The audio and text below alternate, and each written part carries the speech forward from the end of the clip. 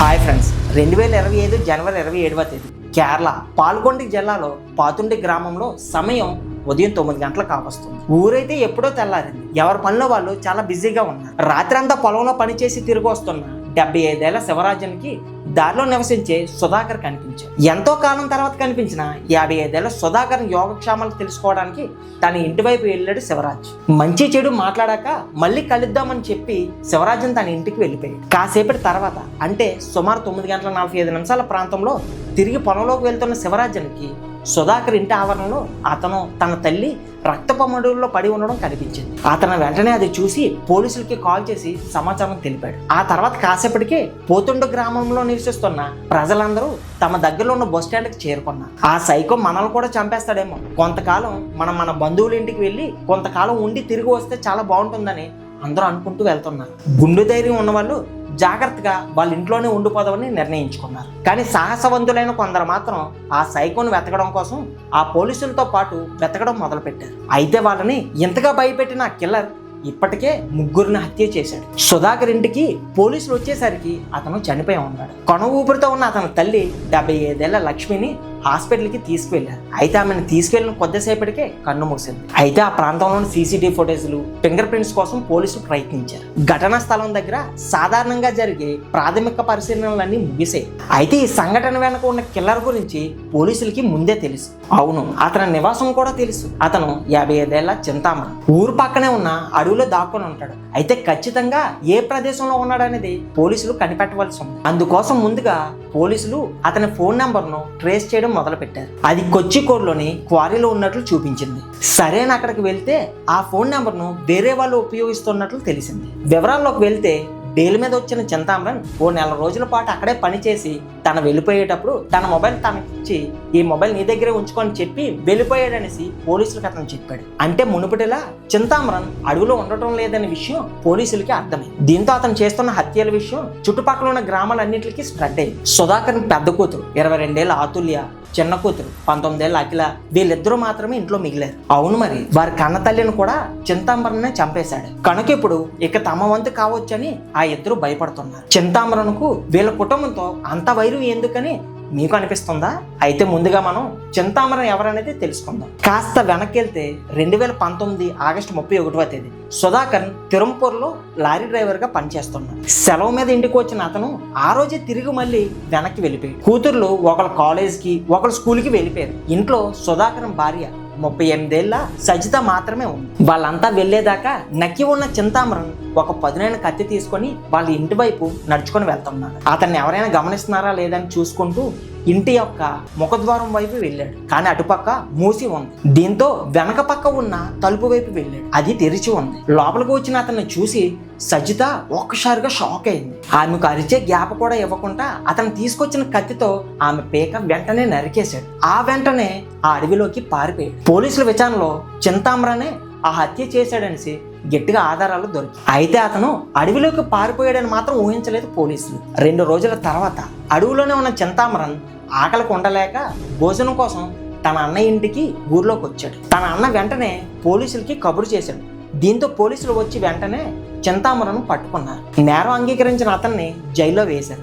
కొన్ని రోజుల తర్వాత సుధాకర్ మరో వివాహం చేసుకున్నాడు. అదే ఇంట్లో ఇప్పుడు తన రెండో భార్య, తన తల్లి ముగ్గురు కలిసి అక్కడే ఉంటున్నారు. సుధాకర్ పెద్ద కూతురు అతుల్యకు వివాహం జరిగి వారి అత్తగారి ఇంటి దగ్గర ఉంటుంది. రెండవ కూతురు అఖిల అమ్మమ్మ గారి ఇంట్లో ఉండి చదువుకుంటుంది. అలా కాలం గడుస్తుండగా 2025 జనవరిలో ఈ ఘటన జరిగింది. సుధాకర్ తన తల్లితో సహా ఇద్దరు మృత్యువాత పడ్డారు. జైల్లో ఉన్న చింతామరన్ 2024 డిసెంబర్లోనే బెయిల్ మీద బయటకు వచ్చేశాడు. అయితే అతను తన గ్రామంలో అడుగు కూడా పెట్టకూడదని కోర్టు ఒక కండిషన్ పెట్టింది. అయినా దాన్ని మితిమీరి గ్రామంలోకి అడుగు పెట్టాడు. అందరూ పులిని చూసి భయపడుతున్నట్లు అతను చూసి భయపడ్డారు.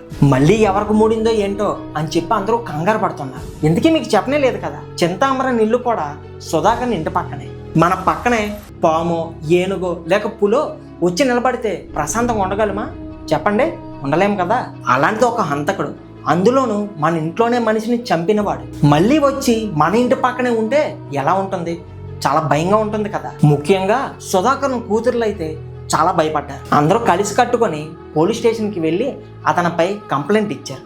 పోలీసులు అతను పిలిచి హెచ్చరించారు, నువ్వు ఇంకా ఊర్లో ఉండకూడదు, నువ్వు ఒకవేళ ఊర్లో కానీ ఉన్నట్లయితే నీ బెయిల్ రద్దు చేయమని కోర్టుకి ఇన్ఫార్మ్ చేస్తామనేసి బెదిరించారు. పోలీసులు వెంటనే ఆ పని చేసి ఉంటే చాలా బాగుండేది, కానీ ఇంతలోనే ఘోరం జరిగిపోయింది. తిరుపూర్ నుండి సుధాకర్ సెలవు మీద ఇంటికి వచ్చే క్షణం కోసం చింతామరన్ కాచుకొని ఉన్నాడు. అతను ఊర్లోకి వచ్చిన విషయం తెలుసుకున్న సుధాకర్ను కూడా చాలా భయపడ్డాడు. ఎందుకైనా మంచిదని తన రెండవ భార్యని తన పుట్టింటికి పంపించేశాడు. తాను వచ్చినప్పుడల్లా చూడడానికి వచ్చే తన ఇద్దరు కూతురును కూడా ఈసారి ఇంటికి రావద్దని ఫోన్ చేసి చెప్పేశాడు. అంతేకాకుండా మీరు ఉన్న చోటే చాలా జాగ్రత్తగా ఉండండి, ఇంట్లో నుంచి బయటికి రావద్దని వార్నింగ్ కూడా ఇచ్చి హెచ్చరించాడు. ఘటన జరిగిన రోజు ఉదయం శివరాజన్ పలకరించి వెళ్ళాక సుధాకరన్ బయటికి వెళ్లేందుకు రెడీ అవుతుండగా అకస్మాత్తుగా చింతాంబరం వచ్చి తన ఎదురుగా నించున్నాడు. క్షణకాలం కూడా వ్యవధి లేకుండా కత్తి తీసుకుని ఒక్కసారిగా పొట్లని పట పొడిచేశాడు. అరుపులు విని బయటికి వచ్చిన సుధాకర్ తల్లి అతన్ని అడ్డుకోపోయింది, కానీ అతను విచక్షణ లేకుండా ఆమెను కూడా నరికేశాడు. కానీ ఇక్కడ అతనిలో 2 హత్యలు చేసిన ఉద్వేగం స్పష్టంగా కనిపిస్తుంది. ఆ వెంటనే పక్కనే ఉన్న మరో ఇంటికి వెళ్ళాడు, కానీ అక్కడ ఎవరు లేక బ్రతికిపోయారు. ఆ తర్వాత అతను అడవిలోకి పారిపోయాడు. చింతామరన్ ఇంటిని పరిశీలించిన పోలీసులకు తన ఇంట్లో ఒక విషం సీసా కనిపించింది. అయితే గీతే అతను ఆ విషం తాగి చనిపోయి ఉండాలి, లేదా అడవిలోకి పారిపోయి ఉండాలి. దీని మీద ఒక క్లారిటీ లేక పోలీసులు ముందుగా విషం సీసా సంగతి తెలిసే వరకు చింతామరను వెతకూడదనేసి నిర్ణయించుకున్నారు. పోలీసులు అతని కోసం గాలించడం లేదని తెలుసుకున్న చింతామరన్ తన ఇంటికి తిరిగి వచ్చాడు. సమయం రాత్రి 10:30 ప్రాంతంలో అతను అడవి నుండి బయటకు వచ్చి తన ఇంటికి చేరుకున్నాడు. అయితే ఇంట్లోనే కాచుకొని ఉన్న పోలీసులు అతనికి గట్టిగానే స్వాగతం పలికారు. చక్కగా పని కట్టుకొని విషం సీసాను తీసుకొచ్చి ఇంట్లో పెట్టినప్పుడే పోలీసులకి అర్థమైంది తమ దృష్టిని మళ్లించడానికి చింతామరేసిన ఇది ఒక ప్లాన్ అనేసి. ఆకలికి ఉండలేక అతను తప్పకుండా అడవి విడిచి ఇంటికి రావడం ఖాయమనేసి తెలుసుకున్నారు. అందుకే తాము వెతకడం లేదనేసి బహిరంగంగా తెలిసేలా చేశారు పోలీసులు. అందుకోసమే చింతామరన్ ఇంటికి వస్తాడనేసి తన ఇంట్లోనే తనకు తెలియకుండానే మాటు వేసుకొని కూర్చున్నారు. ఇంకేముంది, చింతామరన్ తెలియకుండానే వచ్చి వలలో చిక్కున్నాడు. అయితే ఇప్పుడు పోలీసుల శైలిలో విచారణ జరిగిన తర్వాతే అతను నోరిప్పాడు. దీంతో ఆ ఊరు పోలీసులే కాదు, కేరళ పోలీసులు కూడా షాక్ అయ్యేలా చింతామరన్ తన గురించి విషయాలు బయట పెట్టాడు. 5.5 ఏళ్లకు ముందు అతను కూడా మనలాగే సాధారణ మనిషే. అతనికి కూడా భార్య పిల్లలు ఉండేవారు. సెక్యూరిటీ గార్డుగా పనిచేసే చింతామరకు తరచుగా తన భార్యతో గొడవ పడేవాడు. అతనికి చదువు లేదు, కానీ తన భార్య కాస్త చదువుకుంది. ఆ ఉద్దేశంతో చింతామరన్ ప్రశాంతంగా ఉండలేకపోయేవాడు. తనలో తానే ముడుచుకొని ఉండేవాడు, ఎవరితోనూ కలిసేవాడు కాదు. కానీ అతని భార్య మాత్రం అందరితోనూ కలుపుగోలుగా ఉండడం చూసి సహించలేకపోయాడు. నలుగురు ఆమెను పలకరిస్తూ ఉండడం చూసి తనలోని తాను అణుచుకోలేక ఆమెతో గొడవ పడడం స్టార్ట్ చేశాడు. అంతేకాకుండా ఆమెను అనుమానించడం కూడా మొదలుపెట్టాడు. అంతేకాకుండా తాగొచ్చి ఆమెను కొట్టేవాడు. అయితే ఇంతలోనే వాళ్ళిద్దరికి ఒక కూతురు కూడా పుట్టింది. పాప పుట్టిన తర్వాత తాగొచ్చి గొడవ పెట్టుకున్న ప్రతిసారి ఆమెను కొడతాడనే భయంతో పక్కింటికి వెళ్ళి తల దాచుకునేది. పక్కింటి వాళ్ళు ఇద్దరికి సర్ది చెప్పి ఊరుకోబెట్టేవారు. అలా వాళ్ళిద్దరికి నచ్చ చెప్పిన మనిషి మరో ఇంట్లో ఉన్న పుష్ప అనే ఒక మహిళ. సుధాకర్ని ఆమెను తల్లిని చంపిన తర్వాత అతను వెళ్ళింది ఈమె ఇంటికి, కానీ ఆమె ఆ సమయంలో ఇంట్లో లేదు, కావున బ్రతికిపోయింది. చుట్టుపక్కల ఉన్న వాళ్ళందరూ తన భార్య పట్ల జాలి చూపించేవారు, అతన్ని మాత్రం చేదరించుకునేవారు. అయితే అది చూసి తట్టుకోలేక మృగంలా మారిపోయాడు చింతామరన్. దీంతో అతను చూసి తన భార్య కూడా అసహించుకునేది. దాంతో గృహహింస మరీ ఎక్కువైంది. ఇంకా ఇది చూసి తట్టుకోలేక తన భార్య తమ కూతురిని తీసుకొని ఇల్లు వదిలి వెళ్ళిపోయింది. చింతామరన్ దాన్ని చూసి అవమానంగా భావించాడు.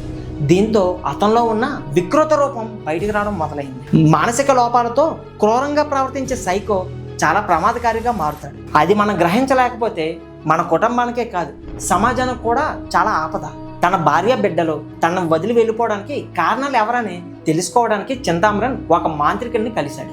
ఆ మంత్రగాడు చింతామరన్ ఇంటి పక్కన ఉన్న వాళ్ళిద్దరికీ సహాయపడ్డారని చెప్పాడు. అప్పటికే పొరుగునున్న వారితో సఖ్యతలేని చింతామరన్ మంత్రగాడు చెప్పిన మాటలు విని రెచ్చిపోయాడు. అసలు ఈ నకిలీ మంత్రగాడిని కూడా అరెస్ట్గా చేసి ఉంటే సరిగ్గా సరిపోయింది. ఎందుకంటే ఆ మంత్రగాడు ఏవో బూటక మాటలు చెప్పి చింతామర భార్య బిడ్డకు సహాయం చేసింది ఒక మహిళ ఆమె కుటుంబం అని, ఆ మహిళకు పొడవాటి జుట్టు ఉంటుందని నోటుకు వచ్చిందల్లా వాగాడు. అప్పుడు చింతామరకు గుర్తొచ్చిన ఏకైక వ్యక్తి పక్కింటి సజిత. కేవలం ఇదే కారణంగా ఆమె అతని చేతిలో బలైపోయింది. పోలీసుల విచారణలో చింతామన్ కుటుంబానికి సుధాకర్ కుటుంబానికి మధ్య ఎటువంటి గొడవలు విభేదాలు లేవని తెలిసింది.